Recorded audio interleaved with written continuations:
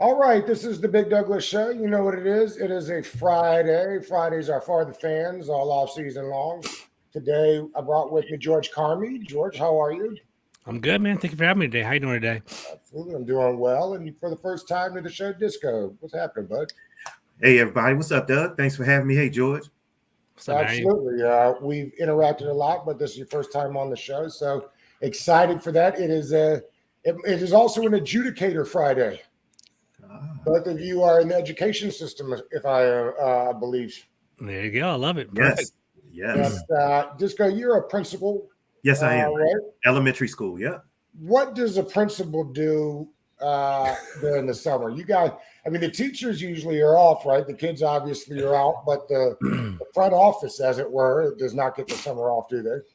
Yeah. So we do. You know what? We take a breath and we just turn back around and get ready. Basically, is planning, little lighter hours. Not a lot of people around asking for stuff. So really, man, we just flip it, turn it back, and get ready for the next one. And George, you just picked up a different position, right? Tell us a little bit about that.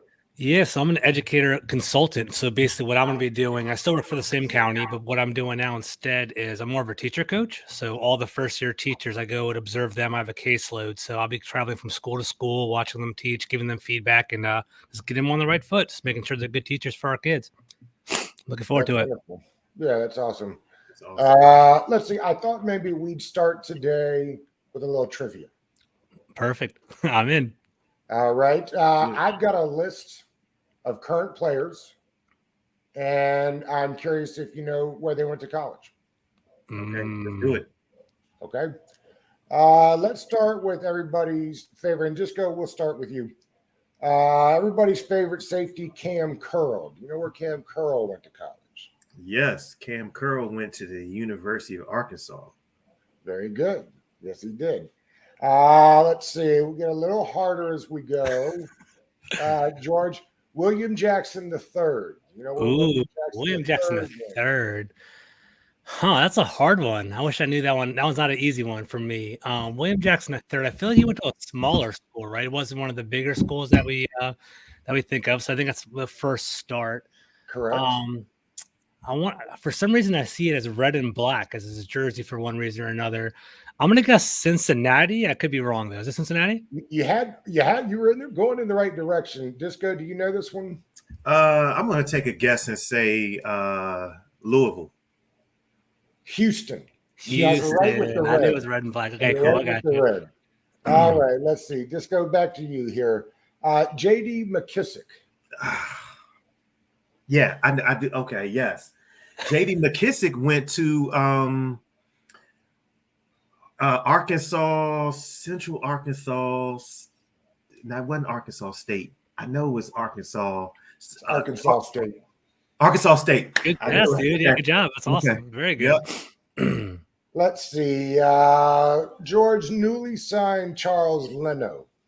Oh, man. Charles Leno. I have no idea about Charles Leno. Let me start working backwards a little bit. Shoot. I feel like it's an SEC school. I have no idea. I'm thinking in the South.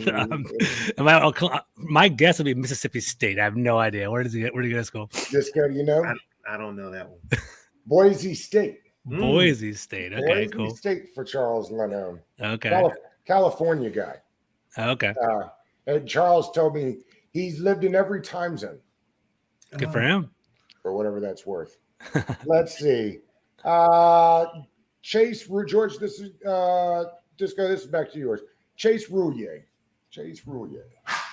Okay. I know it was a Big Ten.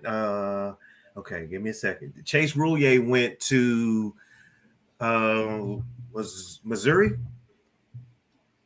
George, you know this? I think he's on the right path. I think it is a black and gold team. I think it's Iowa, though, isn't it? Or Iowa State? Offensive line would make you think that Wyoming. Yeah, okay. Gotcha. Okay. Brown and gold, maybe. Last one.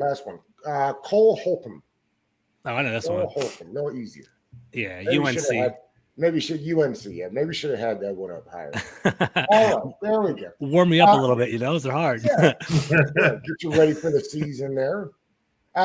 Before we got started, while we were waiting for you, George, I was asking Disco if he is more of a glass half full or half empty type guy. Over the years we have aligned ourselves into two separate fan bases almost. Those that are, it is a brand new year and I'm all in and I'm very excited. And then you got guys like my brother who have rightfully earned the you got to show me fandom. I'm curious, George, where you sit now. So before I dive into myself, I want to give Disco some credits. I've known Disco for a couple of years now and talked on Twitter. He's one of my favorite follows because he is very objective and he is very calculated with his decisions. He doesn't jump to conclusions. He's very, he does look at it objectively. If things look pretty good, he'll give him that credit. If things looking bad, he'll kind of assess it the same way. What's up, Roger? How you doing, bro? I'm typically a positive person by nature. It's just in general, like in regard to like day-to-day life. So I try to look at things positively. I do try to give an objective perspective as well, because I don't feel like if I'm just constantly giving positive feedback always on the team, then my feedback is meaningless, right? It's just fluid. Doesn't mean anything, right? So I try to be optimistic. I do think the team is looking pretty good this year. I just hate being negative in general, because if you're just negative, when it comes down to the team, it is sports entertainment, right? We're supposed to be having fun with this. We're supposed to be enjoying the team. So if we're going to be negative, constantly angry every time we talk about the team, it's not fun anymore, right? So that's why I try to be objective and slightly err on the positive perspective. And Disco, you were saying the same thing, that you're a half full kind of guy. It's interesting. Vegas has the team set at 7.5 wins on the season. Eagles way up at like 9.5 wins on the season. Disco, are you surprised that there's that big of a difference between the two organizations as far as Vegas sees it? Yeah, I am, because I feel that the Eagles have had a pretty solid offseason, but they have just as many questions at quarterback as we do. Can Jalen Hurts get it done? I don't see what he's proven. I mean, the Eagles only beat one team over 500 last year, so I don't know where they're getting all of this benefit of the doubt from. And we know what Carson Wentz, what we think he is. He's. I'm actually surprised at a lot of the backlash that he has gotten, and but I do think we have the Commanders have some questions, but I'm definitely taking the over on that. It just depends on how things mesh. But it's seemingly, we have the talent. But I mean, the Eagles at 9.5, and we're full 2 games back. I don't know where they're getting all this benefit of the doubt from. It's George. Are you a Jalen Hurts guy? I like him as a leader. Like, I think he has good character, and I think he's a good locker room guy, but I think he is inaccurate as a quarterback. I don't see him hopefully he evolves as a quarterback for his sake in regard to passing and accuracy, but I don't think he's like a dominant quarterback by any means. I think he, as Disco mentioned, him and Carson Wentz are both questionable. And if anything, I'd probably take Carson Wentz as more of an accomplished passer than Jalen Hurts. It's 2 years in a row now. 3 guys have chosen to stay here. I think it's important to remember, not only is Jonathan Allen here, Terry McLaurin is a big deal. I get that. J.D. McKissick chose to come back to Washington instead of going to what most consider a Super Bowl contender. Does that make you guys feel like we're heading in the right direction, Disco? I mean, how do we look at these recent signings? Absolutely. I mean, I think that the organization, from a football standpoint, emphasis on football, is chipping away at this, at the old adages. Players don't want to be here, and you've got a few key signings. You've got Leno, you've got McKissick, you've got Allen, you've got McLaurin. And what's interesting is, and I thought about this, is a lot of people were upset that we didn't pay Brandon Sheriff. So what that made me think is that maybe they did offer him a fair market deal, and he just didn't want to be here, because it didn't seem like they lowballed any of the other 4 free agents. So I'm feeling like they came correct with Sheriff, and he just chose to be somewhere else. They did come correct with Sheriff. In fact, if you believe Marty a year and a half ago at this point, I think, right, George? I mean, yeah, he says they offered him like top the highest 5 paid guard in the league. Exactly. At least money at signing. So Yeah, I don't think, and maybe that's got just as much. Brandon was here through the Bruce Allen years, right? I mean, he was here to have enough stink, if you will, to be ready to move on. I could get that, but I definitely think that's what that showed was they offered, they knew what he was worth, they tried to pony up, and he just didn't want to be here. And listen, that's fine. That's okay. I mean, Trey Turner does want to be here. I'm assuming it's his job to lose there on the right side. Although I personally like Schweitzer a lot and think he probably does not get the credit that he deserves. Although, depending on when Chase Roullier be healthy, they may have him slotted in as center, which still blows my mind how well he played there last year. The deal for Terry was interesting. Perfect deal, I think, for both sides. That 3 years, it's up when he hits 30, allows him to get paid again. It also was the biggest money up front, the biggest signing bonus for wide receivers. So while he didn't break any of the overalls, for now, his name gets jotted down. He's getting one of those primo deals.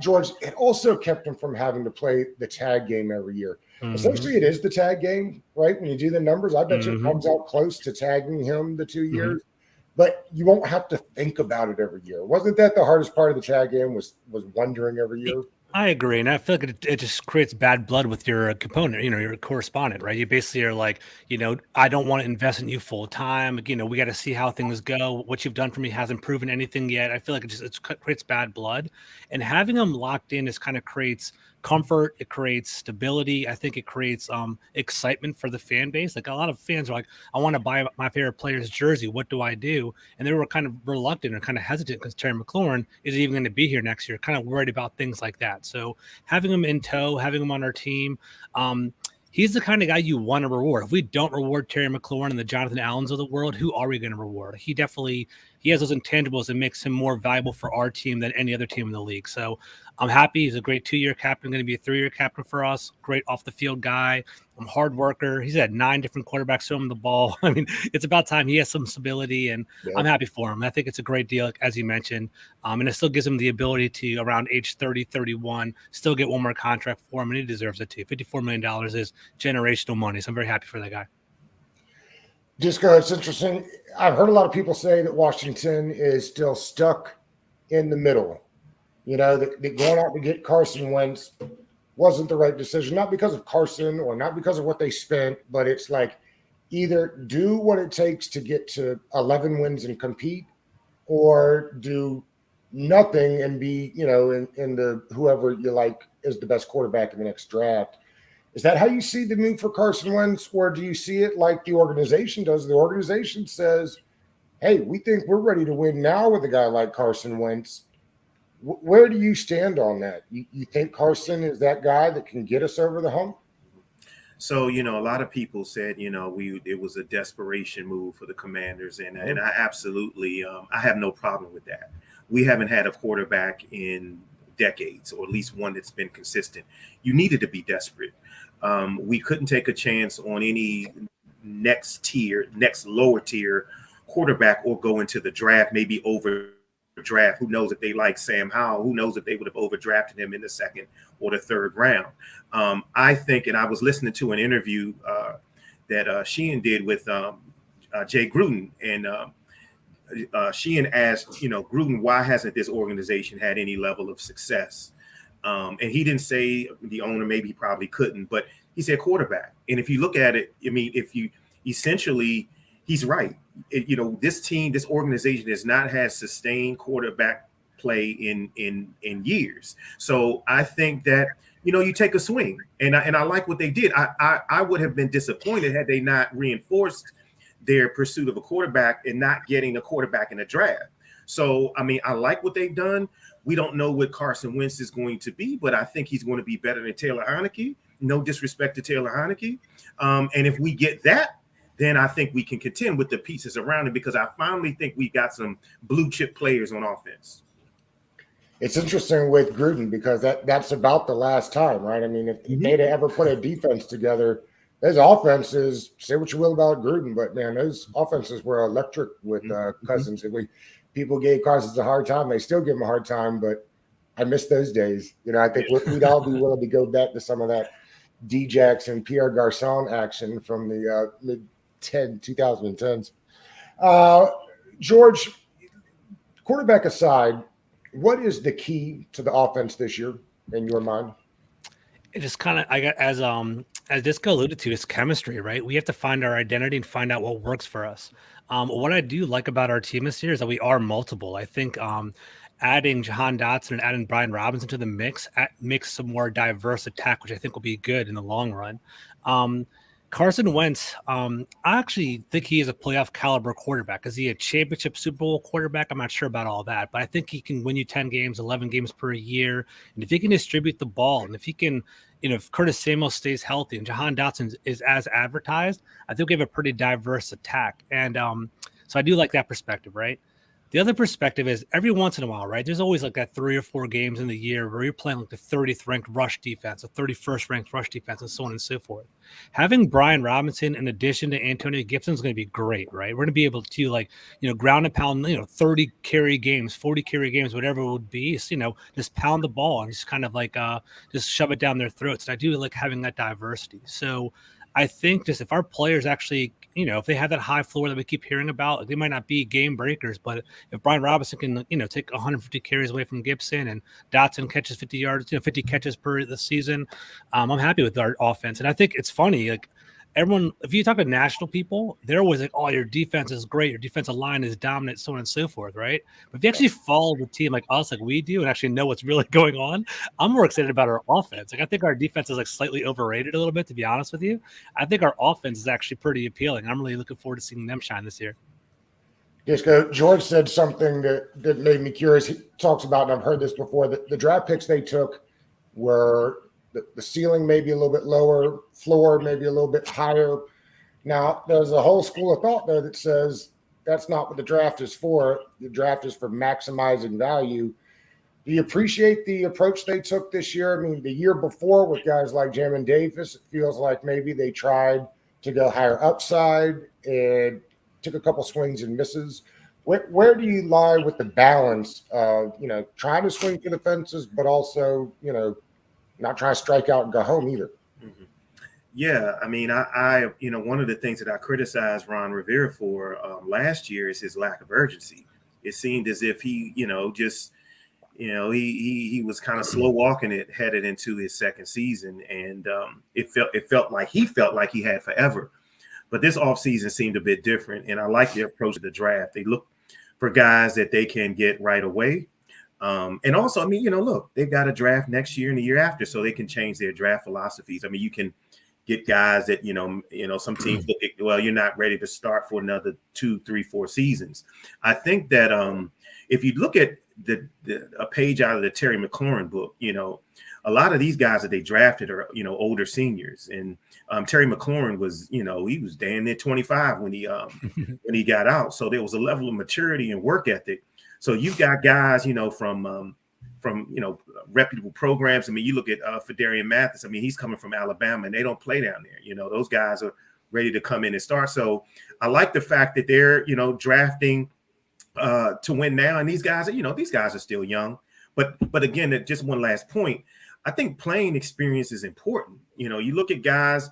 I mean, you look at the Shaka Tonys. You look at the James Smith Williams. Those getting reps young, and look at Cam Curl. When those guys that can play end up playing early, by the second, third season, if you stay with continuity with coaching, then those are going to be your guys.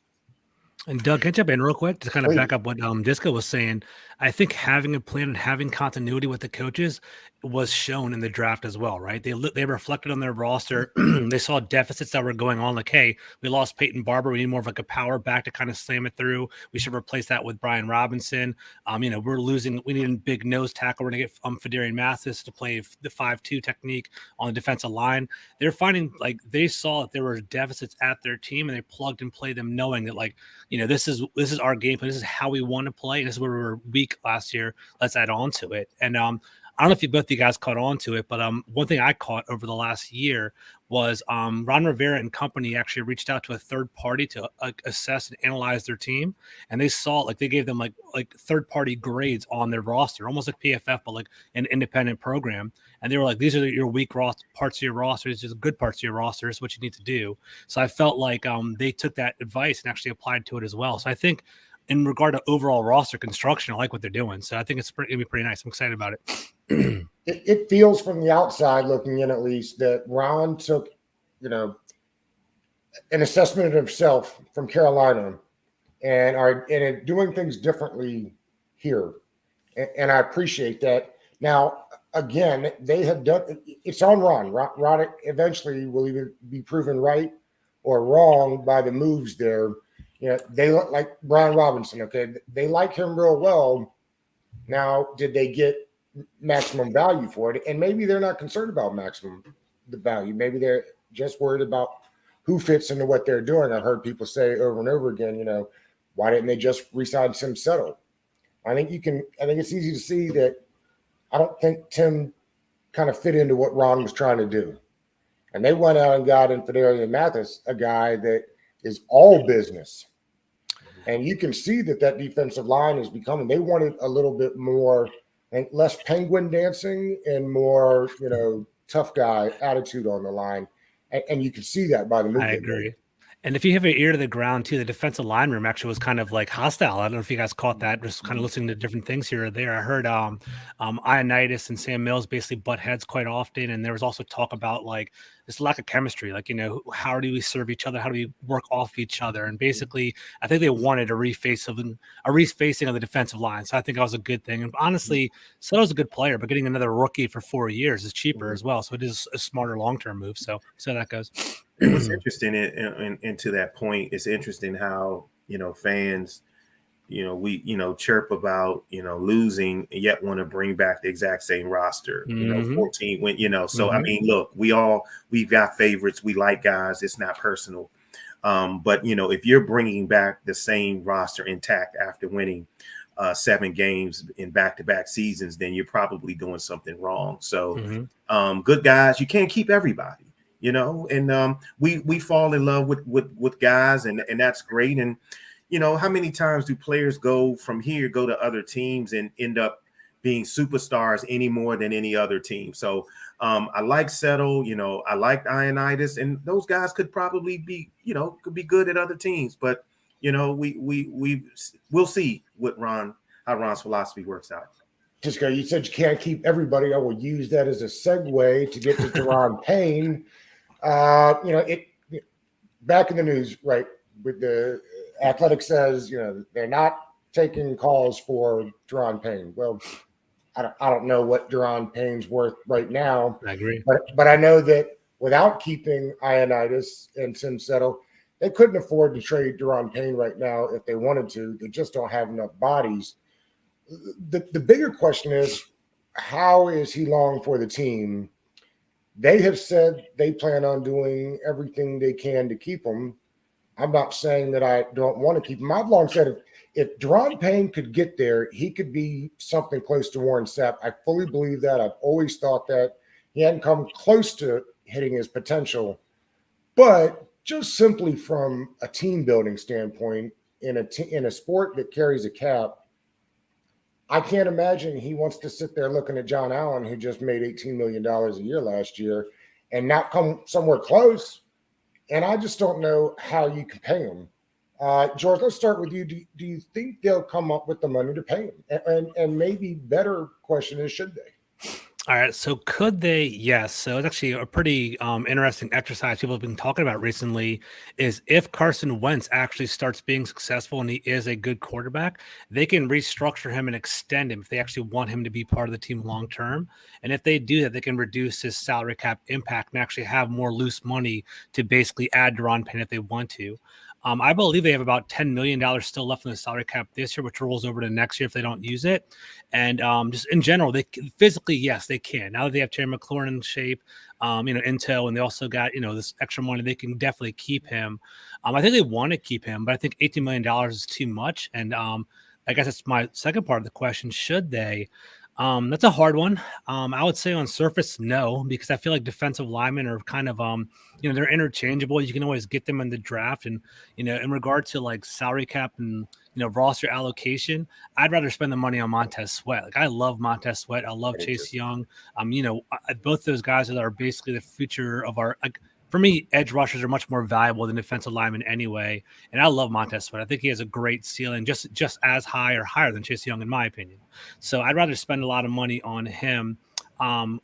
Getting a defensive lineman in the second round, third round, even first round, if we really need it next year, could be an easy replacement for Payne, even though Payne's a great player. But defensive lineman is like you can be a solid defensive lineman and a great run defender, which is the high floor. But if you really want to be an elite run, a defensive lineman, you also have to be a pass rusher. You have to basically explode and create havoc. And Deron Payne does that to an extent, but not to like an Aaron Donald level or anything where it's like takes it to that next level. So should we be paying him like top 5, top 10? I don't see that. So realistically, being objective, then no, we should not keep him long term. I agree. First of all, I think Montez Sweat is one of my favorite players on the team because he is a guy that if you let him go, I think he's going to be a beast somewhere else. So you got to. So then to your point, if you keep Payne, then who you going to let go? You can't pay everybody. And just on that note, I think one sneaky thing that we're not talking about, probably because we don't need to talk about it right now, is that Cam Curl is going into his third season, and you can begin to renegotiate an extension after your third accrued season. So he's a guy that we're going to have to try to keep. And not that he's going to get top 5 money, but he's a guy that we're probably going to have to end up paying. So again, when you keep guys like Payne, who are you going to let go? I brought this one up by Roger because I just wanted to talk about this for a second. I've seen this a lot with the Buffalo nickel. It's like the, whatever is the thing to talk about with this defense. But Buffalo nickel's going all the way back to Carolina. Interesting, in Carolina, they used Shaq Thompson. Remember when they drafted him out of UCLA and he had kind of switched from, was it UCLA or Washington? Washington. He had switched from safety to kind of that joker linebacker. They have used linebackers, they've used safeties, and they've used corners in this Buffalo nickel. It's not because they didn't have a true middle linebacker, because obviously in Carolina, they used the Buffalo nickel, and they had one of the great middle linebackers of our generation. So that's kind of a misnomer. I just wanted to not solve that. It's not the right word, but that's not going to be the thing this year. Yeah, and it could be Percy Butler in there this year. It could be moving, McCain down there and moving the safety out. So I imagine they'll still use 2 linebackers a ton. I still think probably they'll add a linebacker before we're done here. I mean, I could see another defensive tackle, another linebacker coming by the time we get to training camp. Gisco earlier asked George about the offense. I'll ask you, who's the most important person on defense not named Chase Young this year? I think you got to go with Cole Holcomb. I think he's a guy that he has, from what I've read, he's welcomed the opportunity to play the mic. I think he's fast enough. I think he's smart enough. He's been in the system. So I think so goes that mic, so goes the defense. So I think the pressure's on Cole Holcomb and Jack Del Rio on his gamble. And I don't know if you guys knew this. I guess I didn't, or just hadn't paid attention to it, but I guess Holcomb wore the green dot most of last year, which I didn't realize. So actually already had a full year kind of getting used to being the signal caller on defense. George, who do you think on defense are you most looking forward to this year, not named Chase Young? So I like Holcomb. That's a great decision. I would have chosen him if I went first, but I'm going to go out of left field. I say William Jackson III. I think we got him as a high-end free agent. We kind of know what we have with Kendall Fuller. We hopefully can project what we see with Benjamin St-Juste. But if William Jackson III struggled, and by all accounts he's struggling in training camp right now, which isn't a good thing.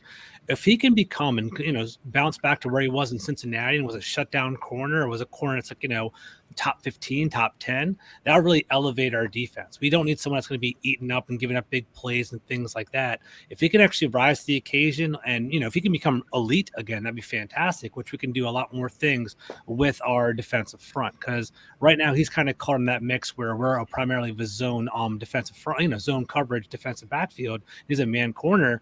If he can become elite again or pretty solid again, find his groove again, he can travel with our wide receiver one. We can kind of do different types of coverages and hide different things.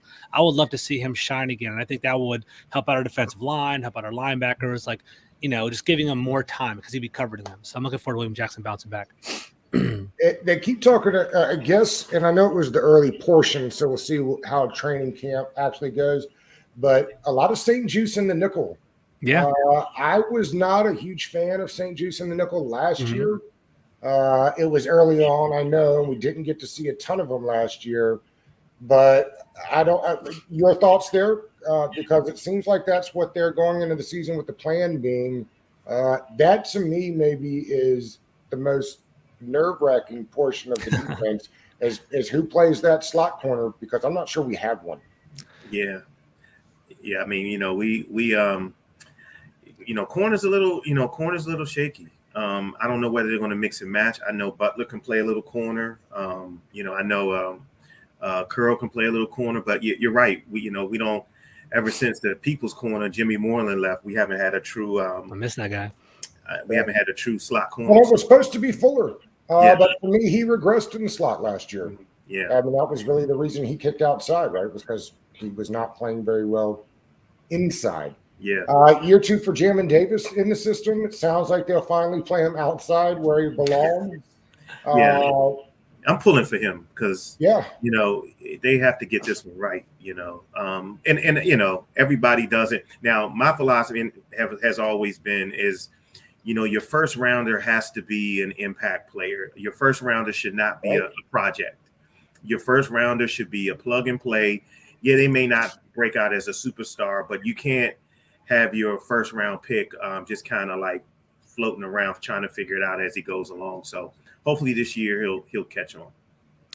I agree. Disco is right. Your first rounder doesn't have to be a superstar, but he should be someone that you expect to have a second contract, right? You don't want him to be like a whiff where you get him on one team and he isn't really playing for you.